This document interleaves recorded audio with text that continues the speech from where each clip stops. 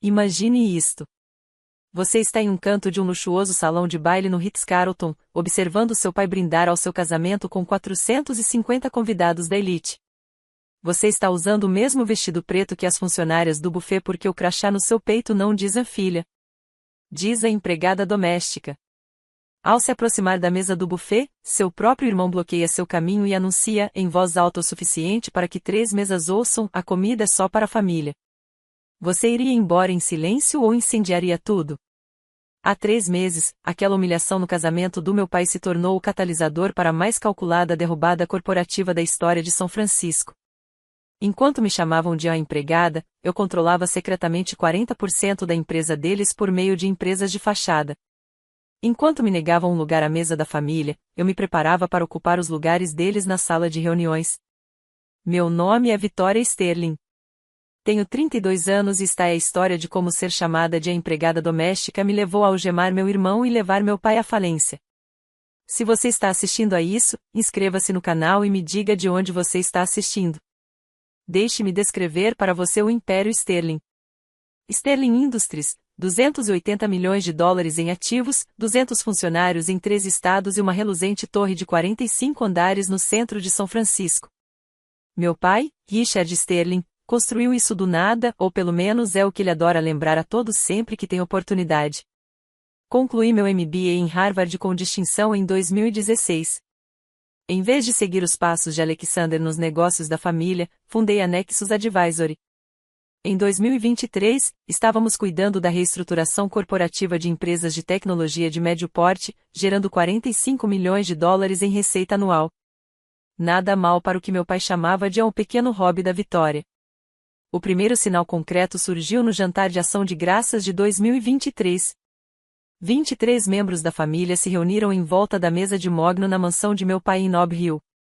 Enquanto Alexander se gabava de ter fechado uma aquisição de 50 milhões de dólares, Richard ergueu seu copo. Pelo menos Alexander me dá netos e valor real ao nome Sterling, anunciou ele. Algumas pessoas contribuem para o legado. Outras apenas existem à margem. O e-mail chegou 2 dias depois. Alexander, com cópia para nosso pai e Cassandra, escreveu: pare de fingir que sua pequena empresa de consultoria é importante. Você está se envergonhando tentando competir com o trabalho corporativo de verdade. Talvez seja melhor se concentrar em encontrar um marido. O que Alexander não sabia era que eu já havia adquirido 8% da Sterling Industries por meio da minha primeira empresa de fachada, a Evergreen Holdings LLC. As ações foram compradas de um membro insatisfeito do conselho que Richard havia afastado. Eleanor Blackwood ficou mais do que satisfeita em vender para um investidor anônimo que compartilhava sua visão de responsabilidade corporativa. Seu pequeno negócio por hobby não se compara ao trabalho corporativo de verdade, Richard havia dito quando tentei propor uma parceria 6 meses antes.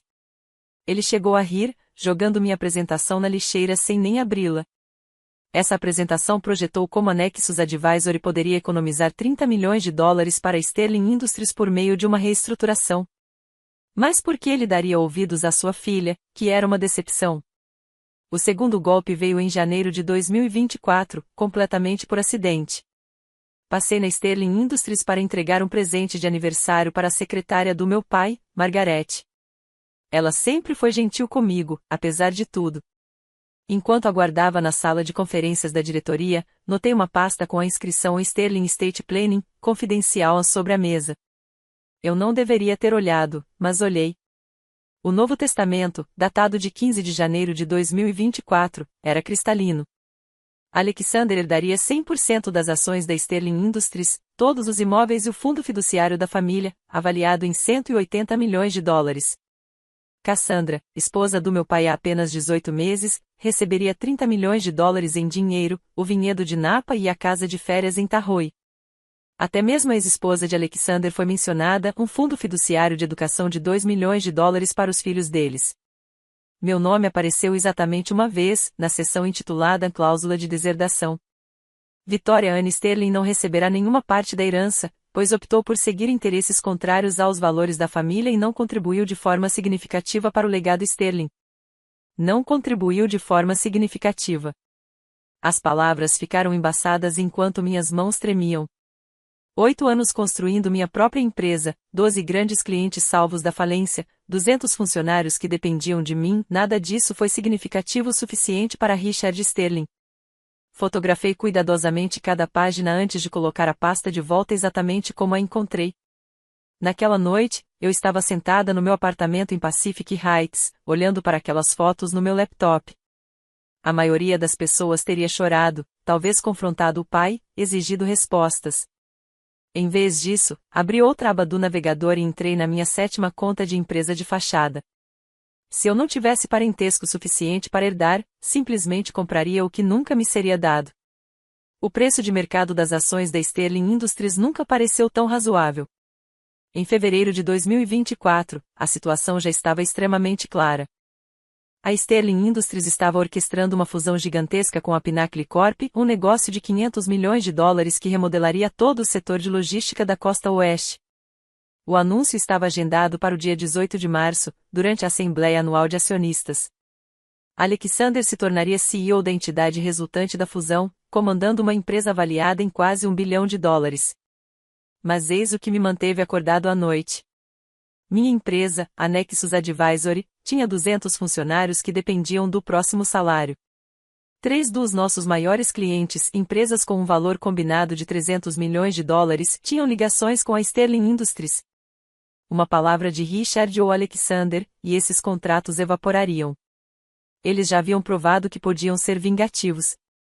Quando o antigo diretor financeiro do meu pai, Thomas Brennan, ousou abrir a sua própria empresa, Richard garantiu que ele nunca mais conseguisse um único cliente da lista Fortune 500. Após a fusão, vamos garantir que certas consultorias nunca mais trabalhem nesta cidade, disse Alexander em um evento da Câmara de Comércio, em voz alta o suficiente para que eu ouvisse do outro lado da sala. Ele estava reunido com 5 CEOs, todos eles parceiros comerciais tanto da Sterling Industries quanto da Nexus Advisory. A ameaça não era sutil.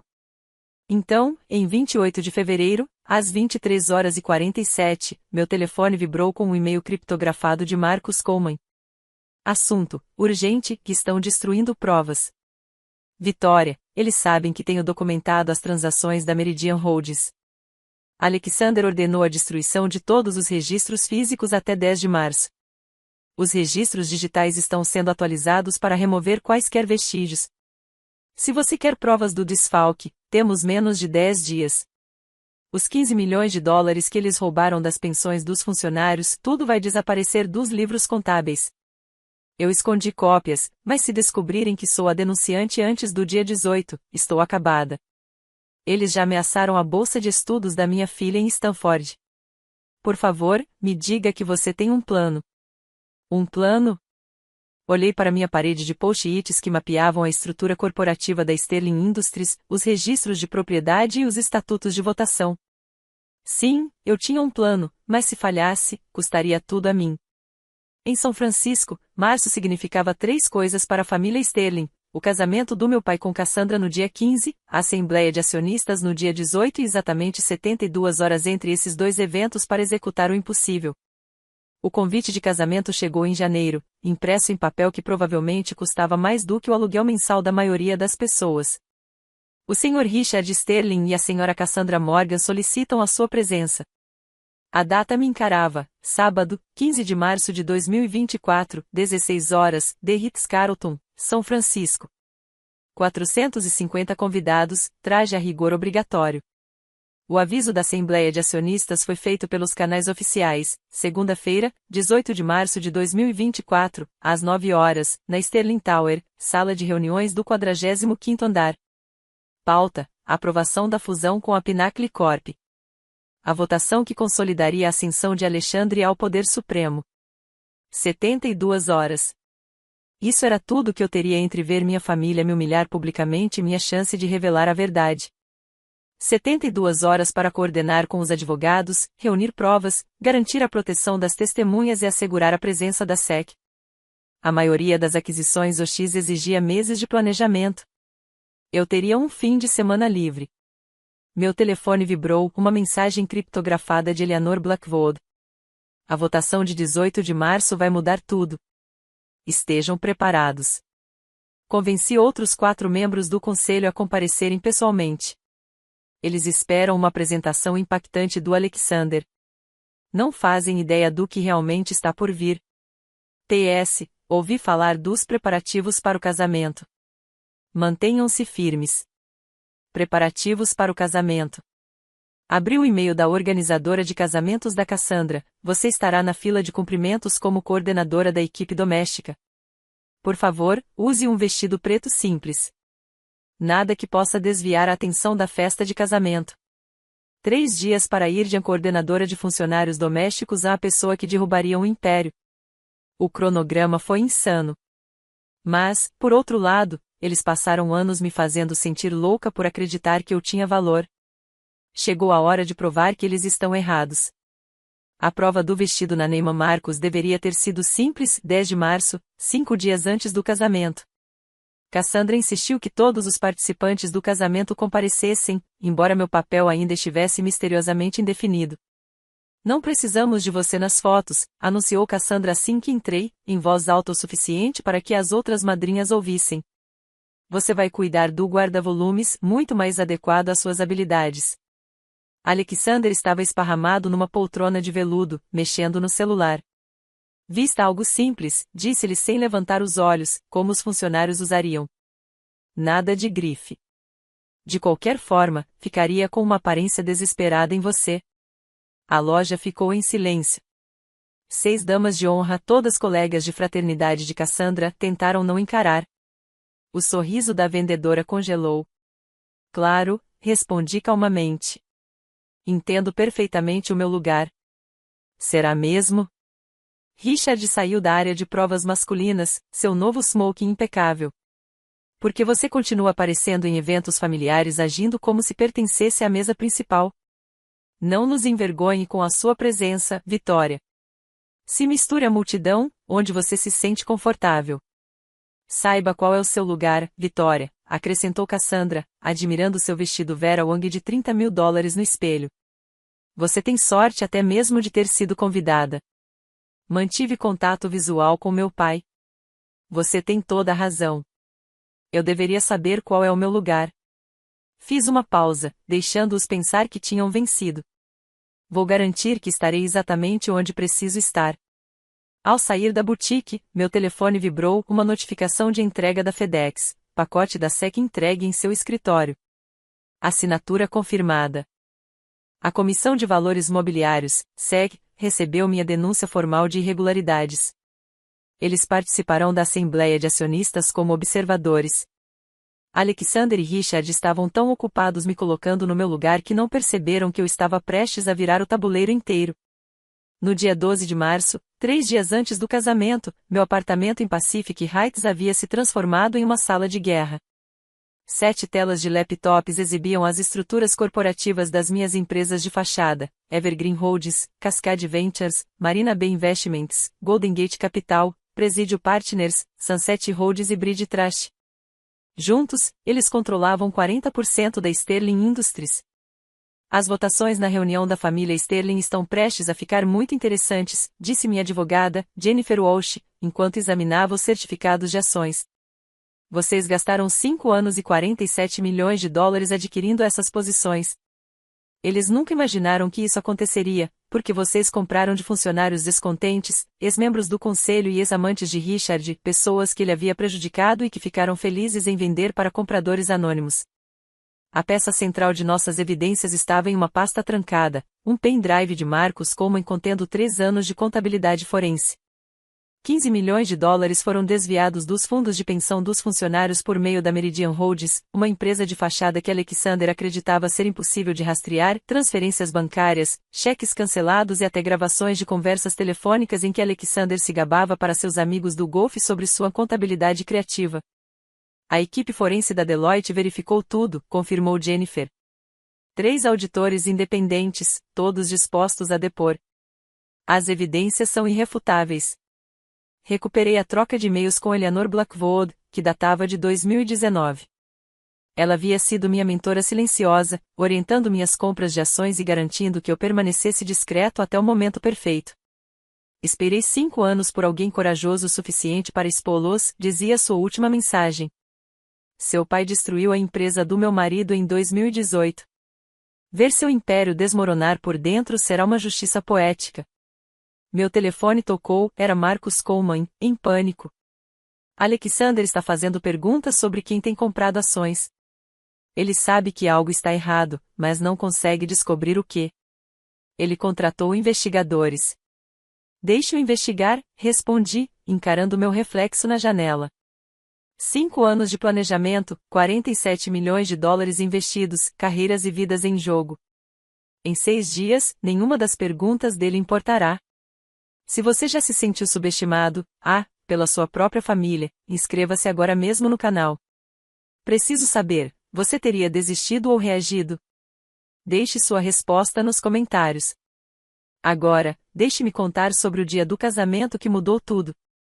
Eleanor Blackwood era o tipo de mulher que podia destruir você com um sorriso, acionista majoritária da Sterling Industries, 15%, viúva do antigo sócio de Richard e a única pessoa que já havia deixado meu pai visivelmente nervoso. No dia 13 de março, ela me convidou para um chá no Hotel St. Francis. Seu pai não sabe que eu tenho ajudado você a comprar ações, disse ela, mexendo seu charo grey com precisão deliberada. 5 anos atrás, quando ele orquestrou a falência do meu marido, eu jurei que encontraria a pessoa certa para derrubá-lo. Você é essa pessoa, Vitória. Ela deslizou uma pasta de papel pardo pela mesa. 3 anos de trocas de e-mails entre Richard e Alexander. Todos encaminhados dos próprios servidores da Sterling Industries. Registros de data e hora intactos. Metadados preservados. Discussões sobre como lidar com membros do conselho que faziam perguntas demais. Planos para diluir a participação de acionistas minoritários após a fusão. Venho colecionando isso desde 2021, explicou Eleanor. Seu pai cometeu um erro. Ele me manteve no conselho para evitar um processo. Isso me deu acesso a tudo. A todos os negócios sujos, a todas as traições, a todos os crimes. Por que você não agiu antes? Perguntei. Porque eu precisava de alguém com as mãos limpas, alguém que eles tivessem subestimado tão completamente que jamais viriam o ataque chegar. Ela sorriu, fria e satisfeita. Além disso, vingança é um prato que se serve melhor em uma recepção de casamento, não acha? Os cabeçalhos dos e-mails eram condenatórios. De Richard Sterling@sterlingistries.com. Para Alexander Sterling sterlingistries.com. Assunto: Estratégia de realocação de pensões. Carimbos de data do próprio servidor de e-mail da empresa, impossíveis de falsificar. Na manhã de segunda-feira, disse Eleanor, levantando-se para sair, quando vocês entrarem naquela sala de reuniões, não estarão sozinhos. Passei 3 anos convencendo os membros do conselho a se voltarem contra eles. Eles só ainda não sabem disso. Marcus Coleman parecia não ter dormido há semanas. Nos encontramos em um estacionamento em Soma, no dia 14 de março, na noite anterior ao casamento. Com as mãos trêmulas, ele me entregou uma maleta trancada. 2.000 páginas, sussurrou, olhando em volta nervosamente. 3 anos de fraude de Alexander documentados em detalhes excruciantes. Cheques cancelados com sua assinatura transferindo fundos de pensão para Meridian Holdings.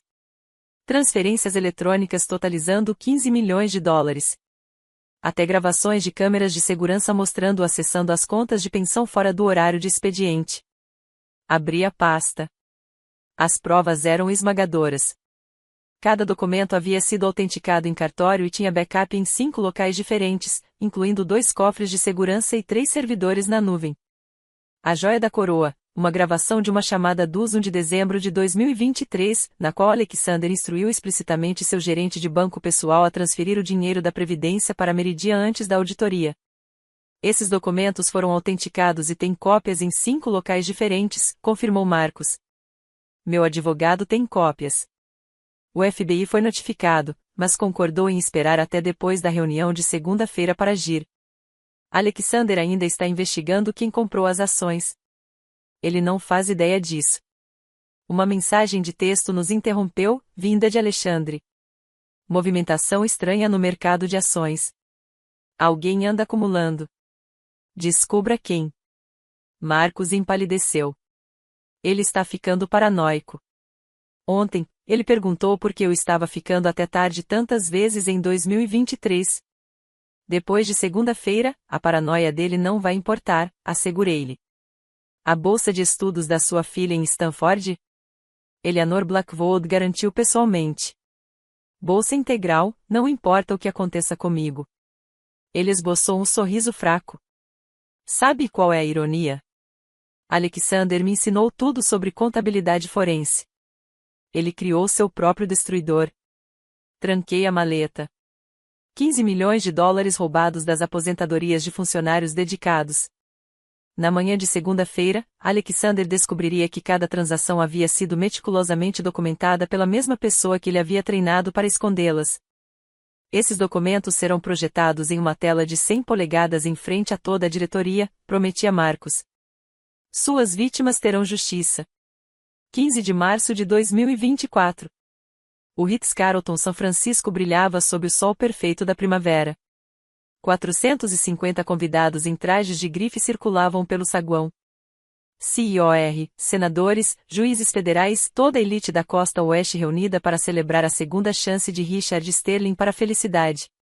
Meu crachá estava me esperando na mesa de inscrição, em uma caligrafia elegante.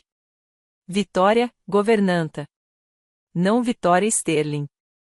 Não filha do noivo. Apenas Vitória, a governanta. A cerimonialista, uma mulher nervosa chamada Patrícia, não conseguia me encarar. A senhora Morgan Sterling solicitou especificamente esta disposição.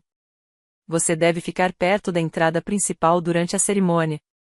Não há lugares marcados para a recepção. O espaço da cerimônia tinha 450 cadeiras douradas de frente para um altar repleto de orquídeas brancas. Cada cadeira tinha uma placa com o nome, exceto a do canto onde me indicaram para ficar. 3 acólitos se juntaram a mim ali, todos de preto, invisíveis contra o tecido escuro das cortinas. Richard passou por mim ao entrar. Seus olhos percorreram meu corpo como se eu fosse um móvel.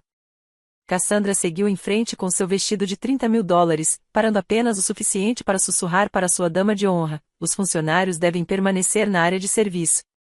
Não queremos nenhuma confusão sobre quem pertence a este lugar. O CEO da Terling Corporation estava a 1 metro de distância. O juiz federal que supervisionara o maior processo da Sterling Industries estava sentado na primeira fila. O editor do San Francisco Chronicle tirava fotos. Todos eles testemunharam o pronunciamento de Cassandra. Vários se remexeram desconfortavelmente durante os votos. Conforme Richard prometeu honrar e guardar com carinho, senti meu telefone vibrar. Eleanor Blackwood, sentada na terceira fila, havia enviado uma foto do meu crachá com a legenda: evidências coletadas. A recepção foi péssima. 450 lugares em mesas repletas de cristais. Nenhum lugar para mim. Quando me aproximei do buffet, Alexander surgiu do nada, bloqueando meu caminho. Comida só para a família, ele riu alto o suficiente para as mesas próximas ouvirem. Sinceramente, Vitória, saiba qual é o seu lugar. Foi então que senti algo mudar dentro de mim. Não se quebrar, cristalizar. Anos aceitando o desprezo deles, esperando por um reconhecimento que nunca viria, terminaram naquele momento. Endireitei-me, olhei Alexander diretamente nos olhos e sorri. Um sorriso verdadeiro, porque eu sabia algo que ele não sabia. Em 72 horas, ele estaria algemado. O momento chegou durante o brinde de Richard. Ele estava de pé na mesa principal, com a taça de champanhe erguida, e Cassandra radiante ao seu lado. 450 rostos se voltaram para eles enquanto ele começava seu discurso sobre o legado da família e as pessoas que realmente importam. Família, declarou Richard, com a voz ecoando pelo salão de baile, é sobre contribuição. É sobre agregar valor. Algumas pessoas, seus olhos me encontraram parada perto da porta de serviço, simplesmente existem à margem, nunca chegando a ser suficientes. Mas hoje celebramos aqueles que são. A sala aplaudiu. Alexander ergueu o copo na minha direção com um gesto irônico. As amigas de Cassandra cochichavam por trás de suas mãos impecavelmente cuidadas. Avancei, cada passo deliberado, atravessando todo o salão de baile. As conversas cessaram. Os garfos pararam de se mover. O sorriso de Richard vacilou quando me aproximei da mesa principal. Estendi a mão e tirei o anel de família, o anel da minha avó, aquele que ela me deu antes de morrer, a última pessoa da família que acreditou em mim. Coloquei-o sobre a mesa, na frente de Richard, com um clique suave que, de alguma forma, ecoou no silêncio do cômodo. Então eu deixo de ser da sua família, eu disse, com a mesma clareza na voz do seu brinde. Se eu sou apenas um funcionário, então vocês são apenas mais uma empresa para assumir o controle. O rosto de Richard empalideceu. Alexander começou a se levantar, mas eu já estava me afastando. 450 membros da elite de São Francisco me observaram sair pela entrada principal, não pela porta de serviço. Os sussurros começaram antes mesmo de eu chegar ao saguão. No estacionamento, peguei meu celular e digitei 5 palavras para Jennifer Walsh. Executar o projeto Revelação. Aceleração total. A resposta dela foi imediata. Entendido. A SEC foi notificada. A equipe da D8 foi acionada. Os membros do conselho confirmaram presença na segunda-feira. Tudo pronto. Sentei-me no meu Tesla, olhando para as janelas iluminadas do salão de baile. Provavelmente estavam rindo da minha saída dramática, transformando em mais uma história sobre a instável Vitória. Deixem que riam. Eles tinham exatamente 71 horas e 23 minutos restantes de seu império. As próximas 48 horas se misturaram numa sinfonia de planejamento preciso. Meu apartamento se tornou o centro de comando da mais meticulosamente orquestrada operação de desmantelamento corporativo da história de São Francisco. De sábado à noite até o amanhecer de segunda-feira, Jennifer Walsh e sua equipe de 12 advogados trabalharam em turnos preparando documentos para a SEC, notificações aos acionistas e ordens de cessação e desistência. Cada documento tinha que ser perfeito. Um único erro de procedimento e os advogados de Alexander nos destruiriam. Domingo, 14 horas. A equipe de contabilidade forense da D8 apresentou seu relatório preliminar. O desfalque é pior do que pensávamos, disse o auditor-chefe. Não se trata apenas de 15 milhões de dólares. Há outros 8 milhões de dólares escondidos em contas offshore. 23 milhões no total. Domingo, 18 horas. A SEC confirmou presença. James Mitchell, investigador sênior, acompanhará pessoalmente a reunião de segunda-feira. Abrimos uma investigação formal com base na sua denúncia, confirmou ele. Se as suas provas forem comprovadas, faremos prisões no local. Domingo, 23 horas. 17 dos 23 membros do conselho confirmaram que compareceriam pessoalmente em vez de por telefone. Eleanor havia feito um bom trabalho.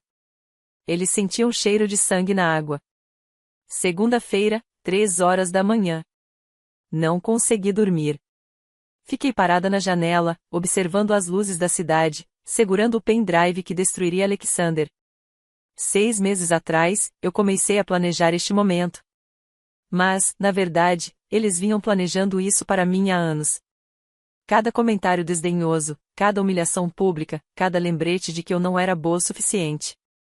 Segunda-feira, 6 horas da manhã. Confirmação final de Marcus Coleman. Estou no prédio. Todos os documentos originais estão no cofre da sala de reuniões. Alexander não faz ideia. Segunda-feira, 7 horas da manhã. Vesti meu melhor terno, um Armani cinza carvão, o mesmo que usei para fechar o maior negócio com meu cliente. Em 2 horas, o Império Sterling enfrentaria seu acerto de contas. Você consegue imaginar a expressão no rosto deles? Se você se identificou com essa história, compartilhe-a com alguém que precise ouvi-la. E não se esqueça de se inscrever, porque o que acontece naquela sala de reuniões é pior do que os piores pesadelos deles. 18 de março de 2024, 9 horas. Sterling Towers, 45º andar. A sala de reuniões era o reino de Alexander, janelas do chão ao teto com vista para a Bahia, uma mesa de mogno que custava mais do que a casa da maioria das pessoas e uma tela de apresentação de 100 polegadas onde ele exibia sua obra-prima sobre fusões e aquisições. A aquisição da Pinnacle nos posicionará como a força dominante na logística da costa oeste, declarou Alexander ao conselho reunido. A sala estava ocupada por 23 membros do conselho, 5 vice-presidentes executivos e alguns assistentes. Dentro de 18 meses, controlaremos. As portas duplas se abriram.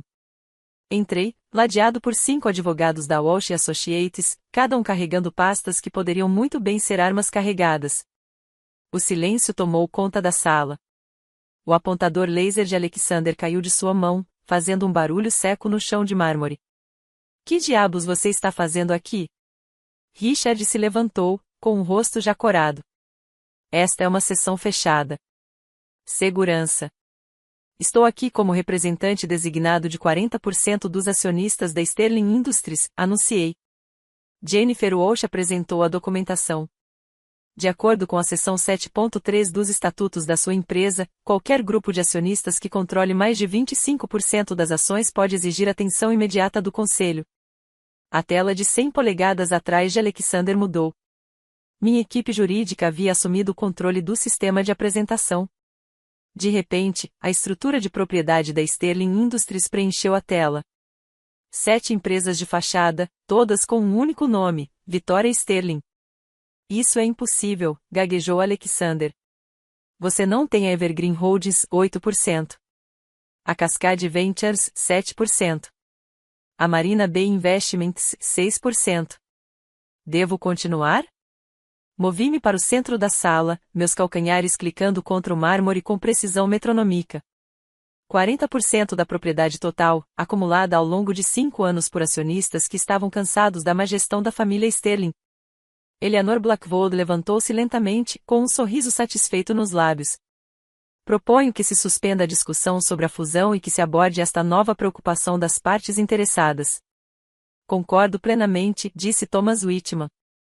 Outra integrante do conselho, Eleanor, havia mudado de ideia. Richard não conseguia falar. Ele ficou ali parado, com a boca abrindo e fechando como um peixe fisgado, enquanto a estrutura de controle de seu império desmoronava diante dos olhos de todos. Mas a melhor parte. Eu não tinha terminado. Nem de perto. Bom dia, membros do conselho, eu disse, tomando meu lugar no pódio da apresentação. Acho que você me conhece como a governanta. Antes de discutirmos a fusão, continuei, clicando no próximo slide, o Conselho precisa tratar de uma questão mais urgente, 23 milhões de dólares desaparecidos dos fundos de pensão dos funcionários. A tela explodiu em evidências. 47 slides de fraude meticulosamente documentada. Cheques cancelados com a assinatura de Alexander. Confirmações de transferência bancária para Meridian Holdings. Extratos bancários que demonstram o esvaziamento sistemático de contas de aposentadoria. Isso é uma farsa, gritou Alexander, mas sua voz falhou. Você não pode simplesmente. Todos os documentos foram autenticados por 3 fontes independentes, interrompeu Jennifer Walsh. A equipe forense da Deloitte passou 2 semanas verificando cada transação. O Sr. Coleman, do Departamento de Contabilidade, pode atestar a autenticidade deles. Marcus levantou-se de seu assento no canto, segurando documentos originais. Venho documentando essa fraude há 3 anos. Cada transferência, cada autorização falsificada, cada e-mail apagado, eu tenho cópias.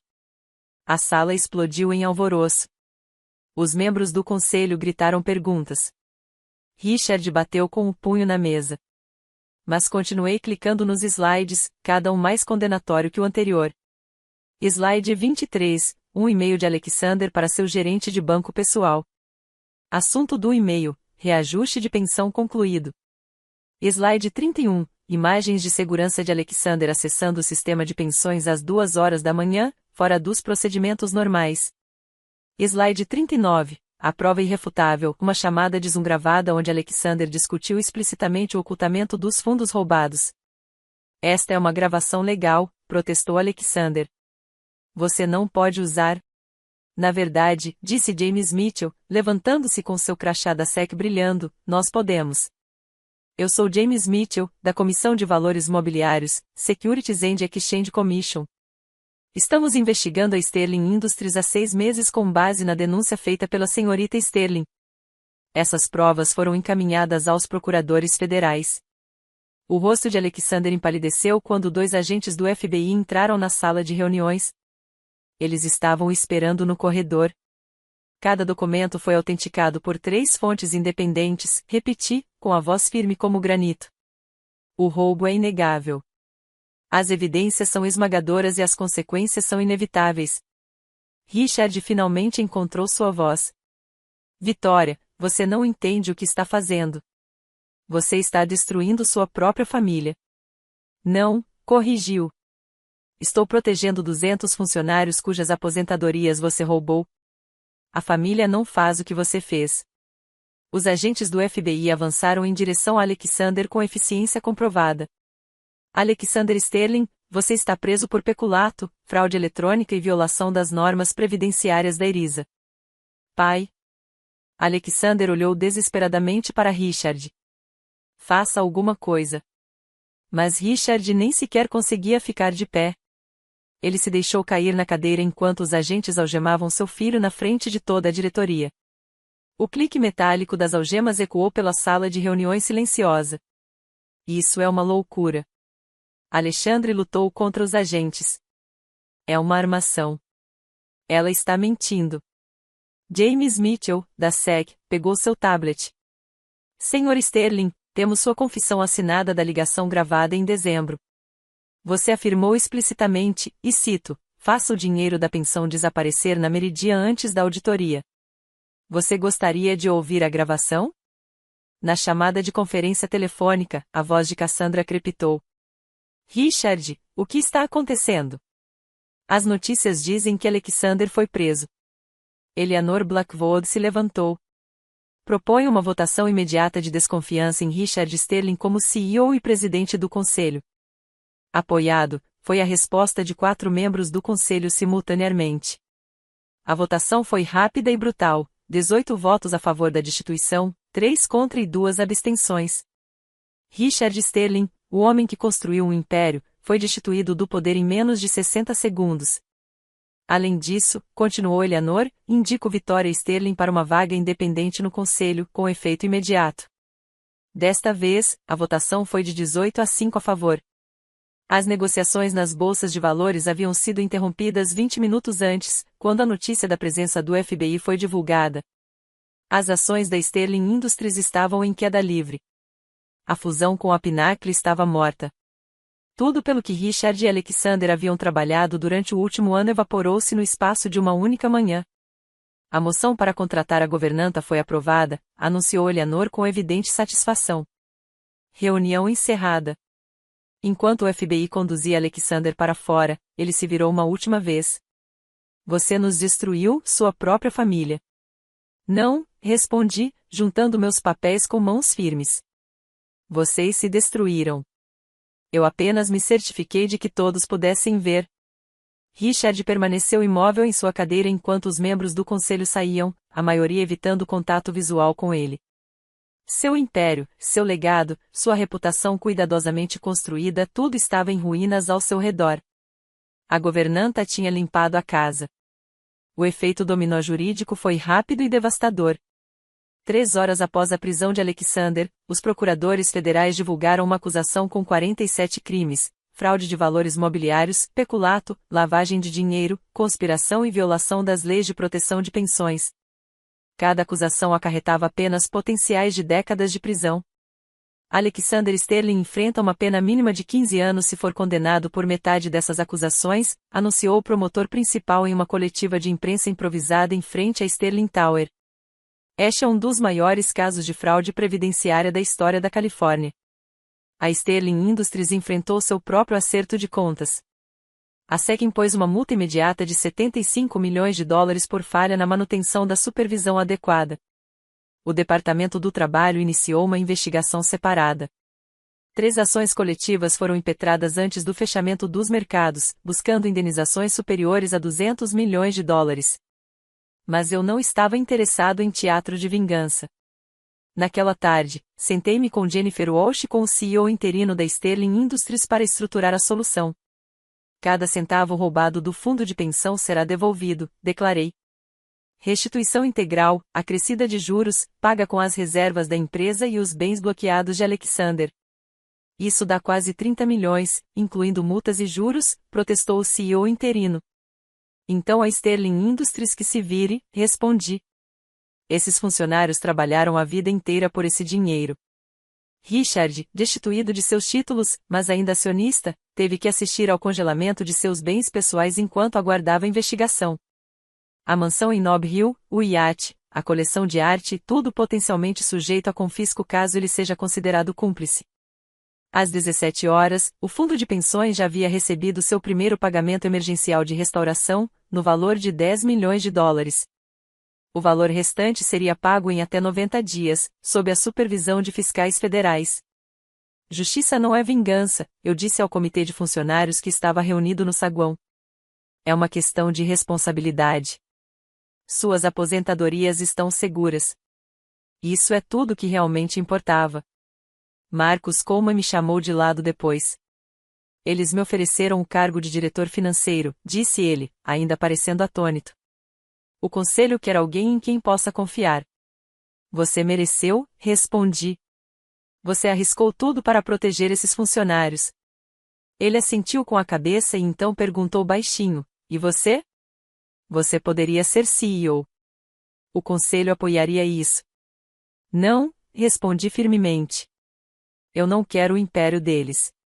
Eu só queria a minha dignidade de volta. As consequências pessoais foram rápidas e implacáveis. Cassandra entrou com o pedido de divórcio em 48 horas, mas seu acordo pré-nupcial era inabalável. Ela não receberia nada dos bens congelados. O casamento, que custou 500 mil dólares, tornou-se a humilhação mais cara da história social de São Francisco. Eu não sabia de nenhuma fraude, disse ela aos repórteres do lado de fora do escritório de seu advogado, com seus óculos de sol de grife não conseguindo esconder seus olhos inchados. Eu também sou uma vítima. Mas o acordo pré-nupcial que Richard insistira em fazer para proteger o patrimônio da família agora o protegia dela. Ela receberia apenas o que havia trazido para o casamento, dívidas de sua agência de modelos falida e uma reputação em frangalhos. A situação de Alexander piorava a cada dia. Sua esposa entrou com um pedido de guarda exclusiva dos filhos. Seu clube de campo revogou sua filiação. Seu nome foi removido de todos os conselhos de instituições de caridade da cidade. O garoto prodígio que teve tudo na mão agora estava detido em uma penitenciária federal, com a fiança negada por risco de fuga. Richard, que envelheceu 10 anos em 10 dias, sozinho em sua mansão, funcionários demitidos, contas congeladas, aguardando possíveis acusações, tornou-se um fantasma em sua própria vida. Os convites da sociedade cessaram. O telefone parou de tocar. O homem que antes comandava salas cheias de CIOR agora não conseguia que retornassem suas ligações. Recebi uma carta dele, entregue por um estafeta. Vitória, eu sei que você não vai responder, mas preciso que saiba que sinto muito. Agora vejo o que me recusava a ver antes. Você era o único com verdadeira força, verdadeira inteligência, verdadeira integridade. Estava tão cega pelos meus próprios preconceitos que afastei o único filho que realmente herdou minha perspicácia para os negócios. Eu não peço perdão. Eu só queria que você soubesse. Entreguei a denúncia ao meu advogado, mas não obtive resposta. Pedir desculpas sem apresentar mudanças é pura manipulação. O escândalo da Sterling Industries causou grande impacto na comunidade empresarial de São Francisco. Em 2 semanas, 3 CIOR de empresas da Fortune 500 me ligaram pessoalmente não para condenar, mas para contratar a Nexus Advisory. Se você conseguisse descobrir esse nível de fraude na Sterling, disse o CEO da Byseed Technologies, imagino que você poderia encontrar em nossas ineficiências. Precisamos desse tipo de conhecimento forense. As receitas da Nexus Advisory no segundo trimestre dispararam, passando de 45 milhões de dólares para 135 milhões de dólares anuais.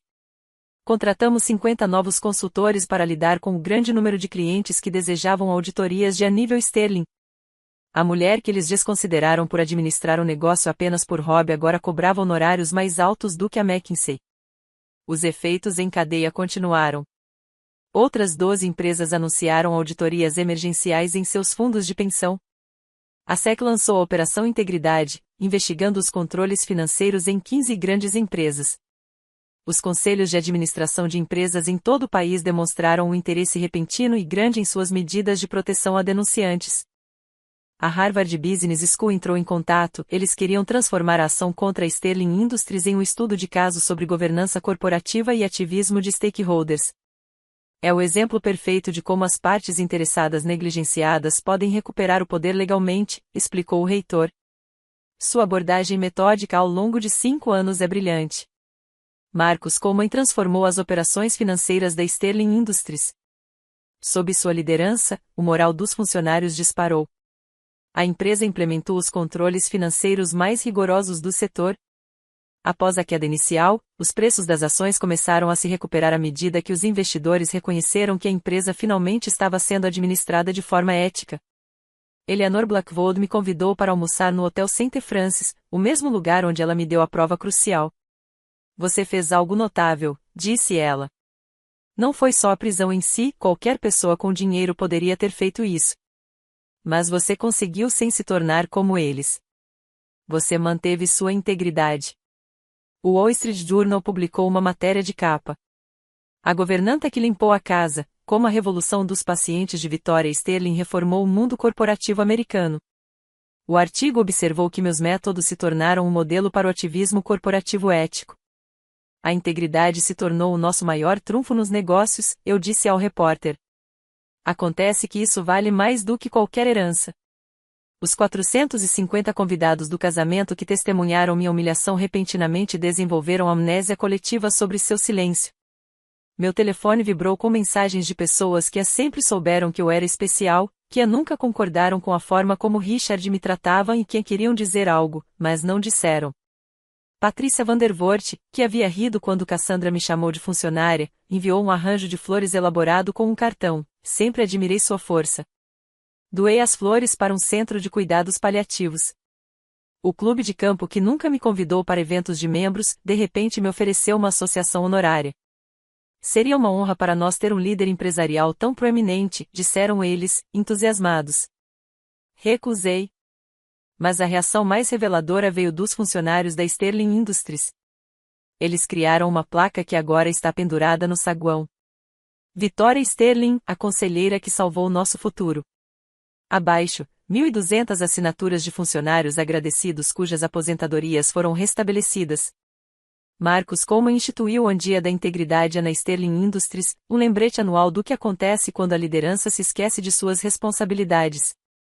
Ele triplicou o orçamento para a proteção de denunciantes e criou um sistema de denúncia anônima que reportava diretamente a auditores externos.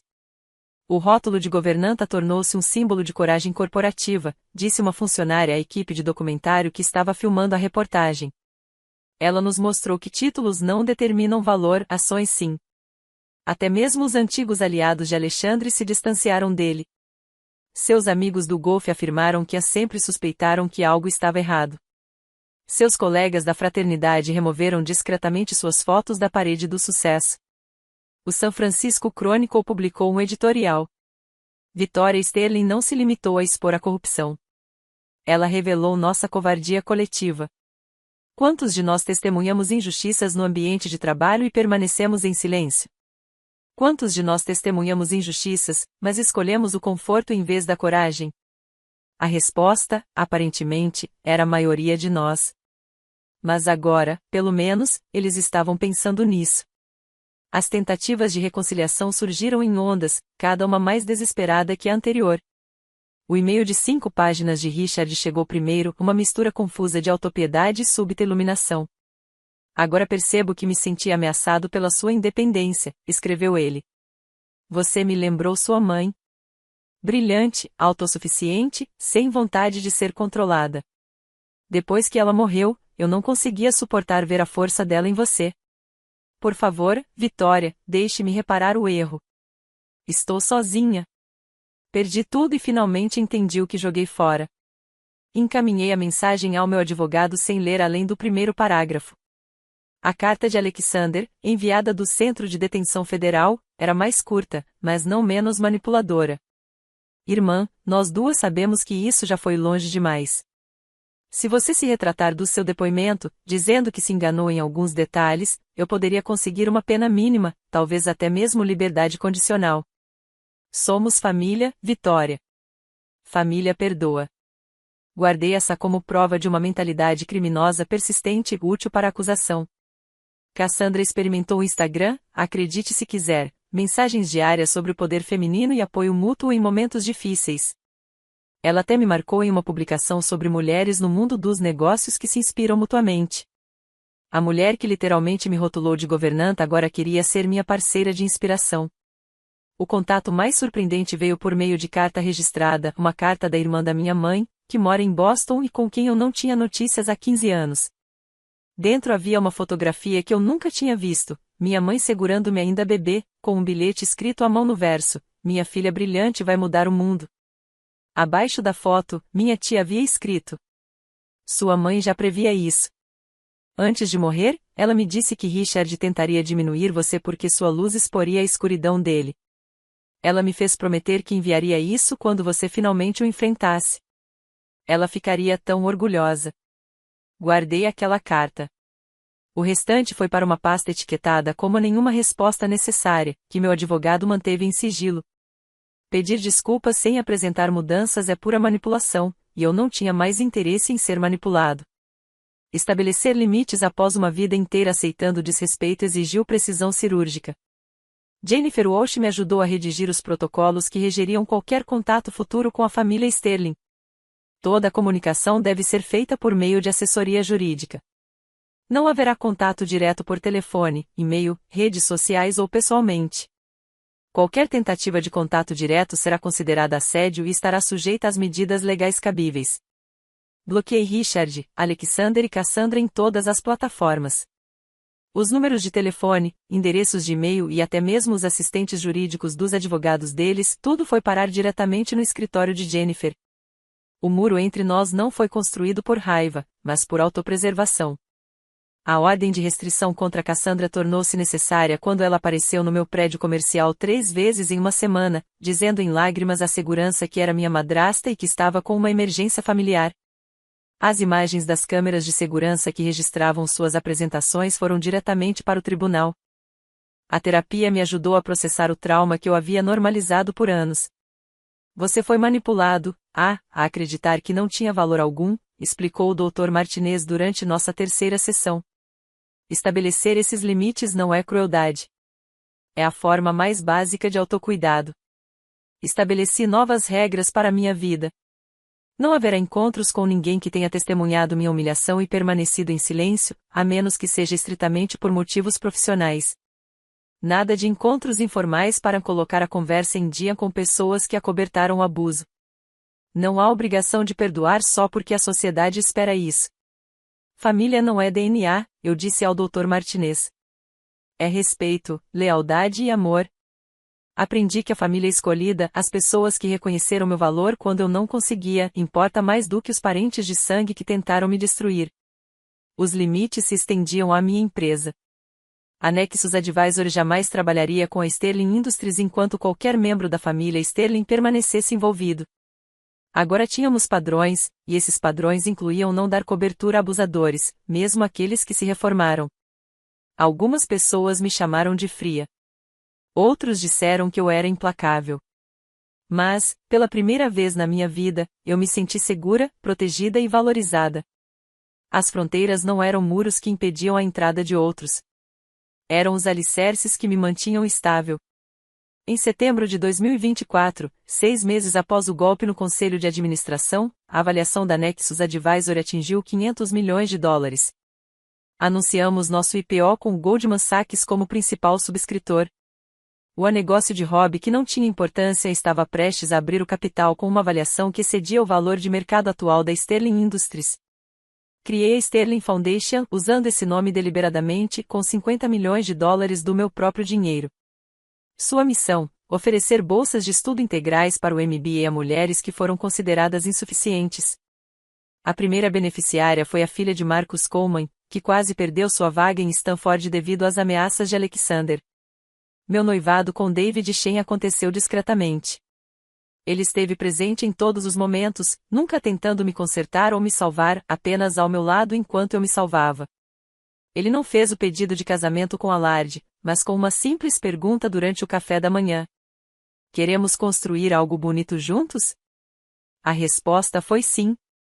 A família escolhida que eu havia construído tornou-se minha verdadeira família. Eleanor Blackwood, minha mentora não oficial. Marcus Coleman, o irmão que eu deveria ter tido. Jennifer Walsh, a protetora de que eu precisava. Meus funcionários da Nexus, que confiaram em mim quando eu mal confiava em mim mesmo. Nos reunimos para o Dia de Ação de Graças de 2024 na minha nova casa no condado de Marin, não uma mansão, apenas um lugar cheio de aconchego e risos. 23 pessoas que conquistaram seus lugares à minha mesa por meio de lealdade e amor, não por laços de sangue ou obrigação. O sucesso é a melhor vingança, brindei, olhando para os rostos das pessoas que realmente se importavam comigo, mas a paz é a vitória suprema. David ergueu seu copo para a vitória, que nos mostrou que, às vezes, a melhor maneira de arrumar a casa é construir uma melhor. O riso que se seguiu foi genuíno, sem qualquer traço de desprezo oculto ou aceitação condicional. Era assim que se deveria ser a sensação de família. Olhando para trás agora, 3 meses depois daquele casamento em que me rotularam de governanta, não sinto mais raiva, apenas clareza. Passei 32 anos tentando conquistar um amor que nunca esteve disponível, um respeito que me foi negado condicionalmente, um lugar à mesa que sempre esteve fora do meu alcance. A colher de prata esterlina com a qual supostamente nasci acabou sendo de aço inoxidável, funcional, mas nunca boa o suficiente para o padrão Sterling. Mas eis o que Ricardo e Alexandre nunca entenderam. O aço inoxidável não mancha. Não precisa de polimento constante para manter seu valor. É forte, prática e resistente, tal como a filha e a irmã que eles descartaram. O império que construíram com base no ego e no desfalque desmoronou em uma única manhã. O legado que eles se sacrificaram para proteger evaporou no instante em que as algemas se fecharam. O sobrenome que eles valorizavam acima da família de fato tornou-se sinônimo de fraude corporativa. Entretanto, eu construí algo real. Uma empresa baseada na integridade. Relações baseadas no respeito. Uma vida onde meu valor não seja determinado por aqueles que se recusam a enxergá-lo. Seu valor não é determinado por aqueles que se recusam a enxergá-lo. Digo isso a todas as bolsistas, a todas as jovens que vêm até mim com histórias de terem sido ignoradas, subestimadas e desconsideradas. Seu valor existe, quer eles o reconheçam ou não. Devolvi o anel de família a Richard naquele dia, ele tentou devolvê-lo por meio de seu advogado, alegando que, por ser a filha mais velha, era meu por direito.